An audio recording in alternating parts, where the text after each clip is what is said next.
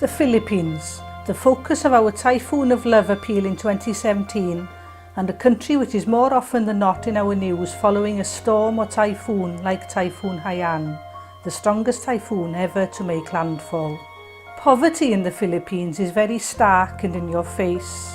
Our first exposure took us to the filth and stench of the slum in Cebu City's fish port, and we relived that experience in many other communities throughout our visit. People eking out a living on the edge of society in a country which is developing at a greater rate than it can build the infrastructure and social systems. Large international companies investing and cities growing, land at a premium and pressure on the government to clear the slums, forcing the populations of those communities to move out of the cities. It's difficult to understand how people live like this, but this is their home. This is where their families, their communities and their livelihoods are. Their children attend school here and people make their living by cleaning the streets, washing clothes, driving taxis, drying fish, making rice snacks or hanging rice to sell in the market.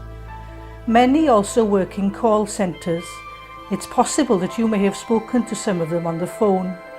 They work long hours for meagre pay to support and feed their families. Forge, Christian Aid's partner, is there, supporting them to claim their right to stay on their land. They have trained community leaders, teaching them leadership skills to build community and have a voice. The main threat to the community at the fish port is a large international energy company who want to build a coal-fired power station on adjacent land. These people are living on the coastline, on highly lucrative development land, and their struggle to stay there will be a difficult one. Forge will be with them in that struggle and will stay with them whatever happens. The community of Upper La Huerte is made up of people from about 30 communities who lost their battle for land and were forced to move about 5 miles out of the city to live on the hillside. It's still growing as more and more people are forced off their land. It looks and smells much more pleasant than the fish port, but there was nothing here when we came, said Artemio Dumas. It was just a jungle and we were living like rats. Forge were there throughout the transition period, and they helped the people to work with the local authorities to build houses, to provide concrete drains in order to prevent flooding, to build retaining walls to protect the community from landslides. They now have an electricity supply too. It's an ongoing battle, but they are gaining ground, and the lives of people who've been forced to move are improving. The main challenge for this community now is the transport costs into the city where their livelihoods are. Some families have been torn as men have been forced to return and live in the city. Only 10% of the children now attend school because of the distance and travel costs. Their lives here are an ongoing battle, but Forge are still there with them. In a relatively small slum in Manila, we saw another story. After receiving training and support from UPA, a Christian Aid partner, the community decided to elect one of their own members to represent them on the local council.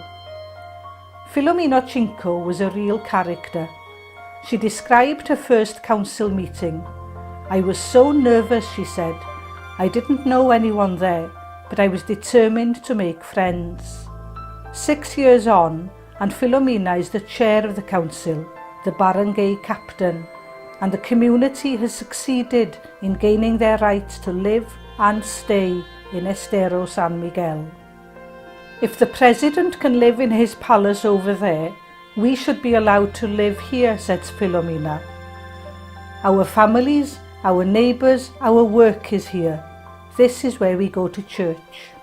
With the support of UPA, they have succeeded to work with the government to plan a building programme to build new homes for every family in the slum.